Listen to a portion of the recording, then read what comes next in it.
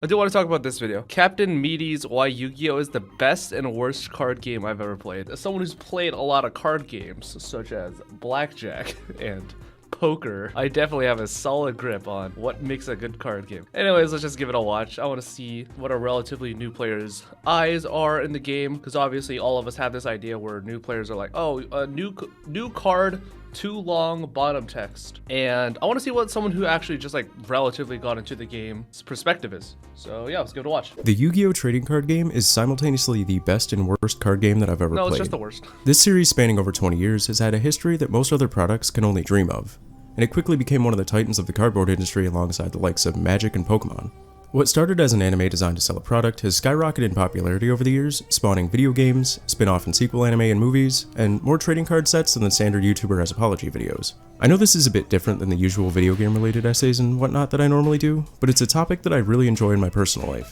When I'm not making mediocre YouTube videos, torturing myself with League of Legends, or playing a video game from 2 decades ago, I'm playing this stupid card game designed for children that you need a physics degree to understand. If this isn't your jam, I totally get it. Feel free to skip this one, I'll be back to my usual stuff after this, but if you want to hear me ramble about why I love and hate the rabbit hole that is the Yu-Gi-Oh trading card game, stay tuned. As always, I'll have timestamps in the description if you just want to skim over the main arguments and skip the abridged history of the metagame and my anecdotal experiences with the game. With all of that out of the way, this is why Yu-Gi-Oh is the best and worst card game that I've ever played.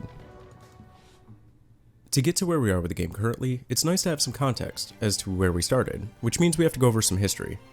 Note that this is only the quick summarized version because I don't feel like covering 20 years of card game history, plus there's many other talented creators on YouTube that have already done that. As mentioned earlier, the game started out as an anime where cards were just a couple episode bit. After that was shown to be extremely popular, it reworked the initial concept of the anime into what we got today. Most people from the early 2000s can tell you that the Yu-Gi-Oh! Duel Monsters anime is what got them into the card game, and by extension gave them a lifelong gambling addiction. It's not gambling, it's investing. Just because I lost $700 at the casino recently doesn't mean that the casino isn't gonna pay me out $70 trillion. You could be the 1% who makes their millions. Despite some very interesting creative directions taken by the 4Kids localization, don't move a muscle or we'll shoot you with our invisible guns. The art style and concept of the show was enough of a draw to get most kids into it. The anime was dark and edgy, and thus a hit with the kids on the playground. However, none of that shit made any sense at all from a card game perspective. Now, Stone Soldier, destroy the moon! And it didn't help that half the fanbase was too young to be able to read the rules in the first place. Over the years, it's grown into a massive multimedia franchise that spawned video games, tons of memes, and most importantly, the focus of this essay, the trading card game. In the ancient times of 2002, the game picked up some traction, a concrete rule system was in place, however, the game was still lacking in depth, since the best strategy was cramming every good card in the game into a deck and calling it a day. It really was kind of like that, huh? Early Yu-Gi-Oh! Really was just the definition of cookie cutter. You would just play like, yeah, fuck it. I'ma play this guy because it's big. I'ma play this guy because it's big. This was the original fucking hand trap engine. Just fucking 3 Fissure was Ash Blossom. 3 Man-Eater Bug was like Ghost Ogre, and then the Magic Swordsman, was that Nibiru? Generally that meant running Lajin and Summon Skull into your opponent and hoping they don't top deck Dark Hole with the stray Man-Eater Bug or Magician of Faith mixed in for good measure. This is not very fun, and also a far cry from the game that we see today, which I'll get into shortly. Awesome. 2004-5 marked what most would consider the start of modern Yu-Gi-Oh! Deck building, with Chaos and Goat Control being the big decks. Goat format to this day is still considered maybe the most fun format, however, these games were generally still really grindy, much like the aforementioned Unga Bunga beatdown style decks. I summon Pot of Greed to draw 3 additional cards from my deck! And I summon Pot of Greed! I've already made a fucking at-length video essay PowerPoint slide about why Goat format sucks, but holy shit, Goat format is so fucking lame. Like, what's cool about Goat format? Oh, you play a disciplined resource game.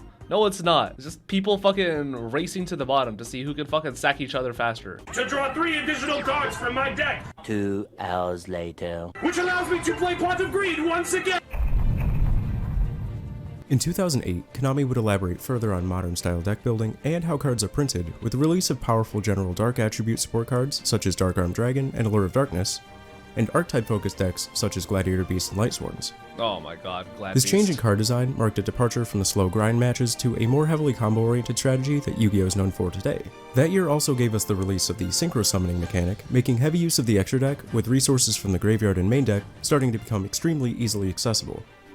Since this point, the game has been a nuclear arms race of sorts in terms of power level, constantly adding more and more powerful cards and new summoning mechanics, which brings us to modern days and where most of my praise and complaints lie. I'm going to start with the bad and end on the good.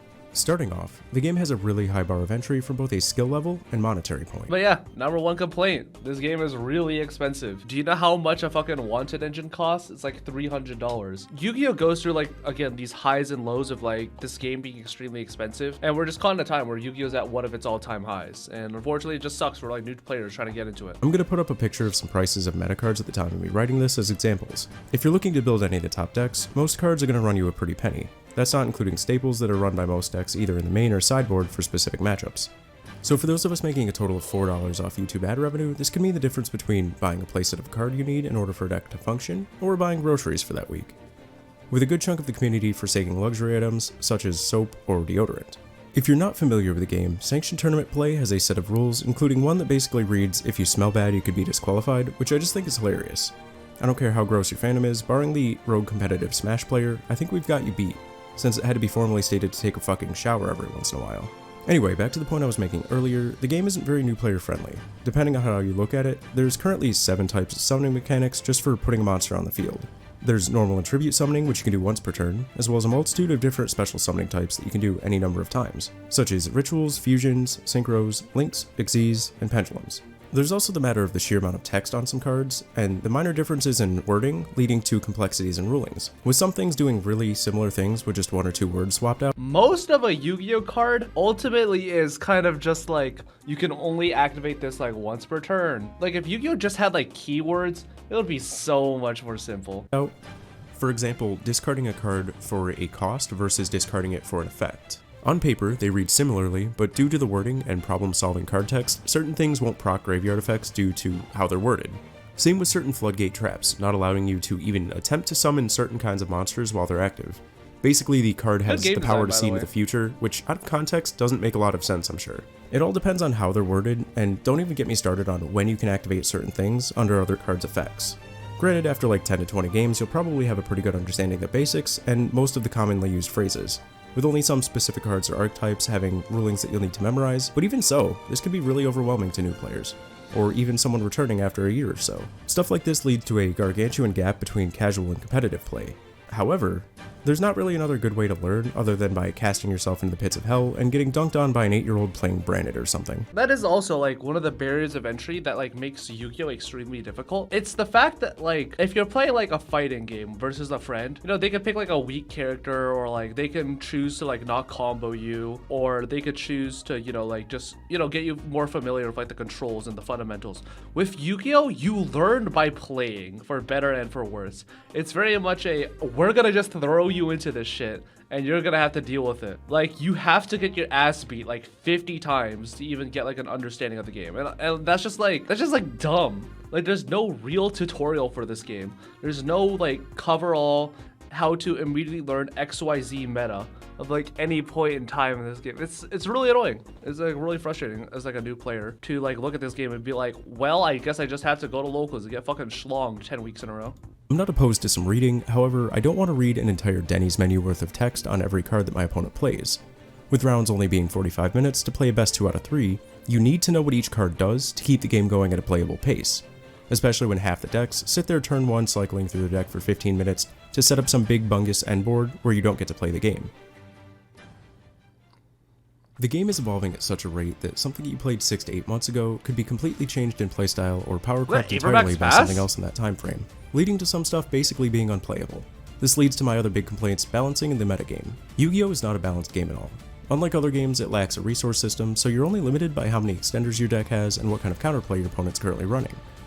And before you start with skill issue, you should have known your opponent opened with 2 copies of a card that says they win the game and also fuck your wife and also steal your credit card. No. If you have to have prior knowledge of each card in the deck, where the choke points are, and be running at least 12 cards not in your engine to prevent your opponent from playing just so that you can clap back next turn off 2 cards, your game isn't particularly balanced. Again, the fact that to even attend a local and to try and see reasonable success, you have to have like knowledge of like 80% of the decks within the format.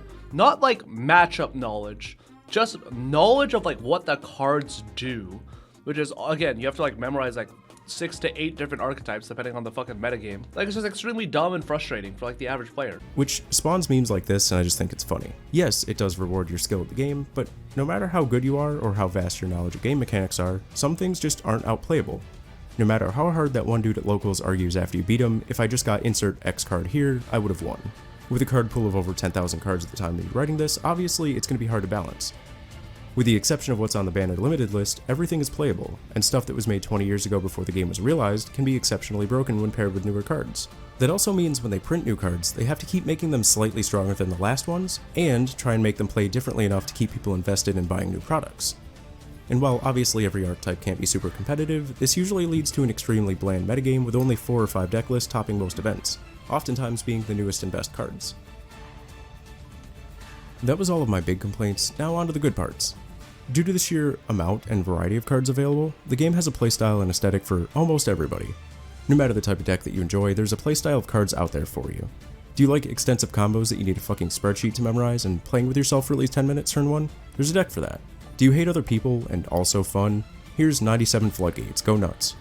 Are you like me and enjoy jank that works 10% of the time? There's many ways to build stuff like that too. Same thing goes for aesthetics. Yu-Gi-Oh has some of the most variety when it comes to art and how the aesthetics of an archetype fit into their playstyle, oftentimes working that into them in really cool and unique ways. Probably not the best. I will say Yu-Gi-Oh does have a lot of different decks that play completely differently from each other. However, when it comes to like decks that are quote unquote competitive, you'll notice very quickly that every single competitive deck, for the most part, has some sort of base template design with maybe a minor tweak on how monsters are summoned, and then just a slightly different end board. Either every card in their deck just does the same thing, or they're just mimicking other cards. Like, oh, what's this card? Oh, it's a searcher. Oh, what's this card? Oh, it's a revive. Oh, what's this card? Oh, it like specials from the deck. And then like you look at like Unchained, it's like, oh, what does Torgai do? Oh, it's specials from the deck. Oh, what does like Abomination's Prison do? Oh, it's a searcher. And you just kind of get this like weird homogeny where it's like, yeah, I guess every deck just does the exact same thing, just slightly more different. Best example, but one off the top of my head is the XYZ Dragon Cannon decks, where you get all these little dudes that Megazord into a big fuck off dude, or Melfi, where anytime your opponent does anything, it scares the little fellas back to hand just to get more of them. Strictly talking about the art for a second, no matter what your weird niche interests are, there's a card type for you. Are you a dirty weeaboo? Have a whole archetype full of dragon-made waifus. We've also got normal dragons, machine dragons, choose your own variety of furry, literal god, trains, and of course, funny burger. I could keep going ad infinitum, but I think you guys get the point. I really believe that the variety of cards and playstyles are some of the strongest selling points for the game, and something that keeps people interested whenever a new archetype comes out, or support for your favorite legacy deck is revealed. Remember earlier when I was complaining that the game is too hard and too complex for new people? That still holds true, however once you get the game, you get it. It could be the severe Stockholm Syndrome or the crippling gambling addiction, but I think few games can hit the dopamine receptors quite like this one when you get a grasp on the mechanics and cleverly outplay your opponent. It doesn't happen often, but when the game strikes a balance and there's back and forth counterplay between the players and one person doesn't get absolutely steamrolled, the game can feel really fun and rewarding. I will admit sometimes it's also kind of fun to, as we say in the business, win more, and style on your opponent just a little bit. The sheer sense of community in the game. I've been to so many locals and a few regionals and other events, and it's built so many friendships and memories for me personally. The fact that you're surrounded by people who all unanimously love and hate this stupid card game in equal measure is kind of unlike anything else. The fact that you can play against someone, get absolutely shit-stomped, and then more often than not laugh about how absurdly broken the game is, or say some diarrhea tier pot of greed meme and have everyone in the room get it, is not common amongst most games. Comedy. So what was the point of all of this? Well, maybe it was an excuse to talk about one of my favorite hobbies for a few minutes, or maybe it was to point out the best and worst parts of this goofy over-the-top card game. Either way, the goal was to be as informative and entertaining as possible when talking about why I love and hate Yu-Gi-Oh! Whether you're an outsider that stumbled upon this video, or you're a seasoned Yu-Gi-Oh! Player, I'm curious as to your thoughts. Do you agree or disagree with my points? What do you think of the game overall? I'm sure I made some mistakes somewhere, so feel free to tell me I'm wrong in the comments or whatever. This was a bit of an experimental video for the channel, so if you've stuck here for this long, I just want to say thank you for supporting me while I try something different. If you're new to the channel, thank you for checking this out. I hope you guys enjoyed listening to it as much as I enjoyed talking about it. I think every single critique he made was relatively like solid. there wasn't anything where it was like a serious like actually, outside of like maybe like some nitpicky like 1 percentage points. But yeah, overall, like most of those assessments of like what makes the game like good or like frustrating to pick up as a new player or exciting to delve into as a new player, I think like overall he hit all those points, and I think that this was a really well constructed video. So yeah, let's check him out. Captain Meaty, let me know what your guys' thoughts are on Yu-Gi-Oh as a new player. And yeah, I'll see you in the next video.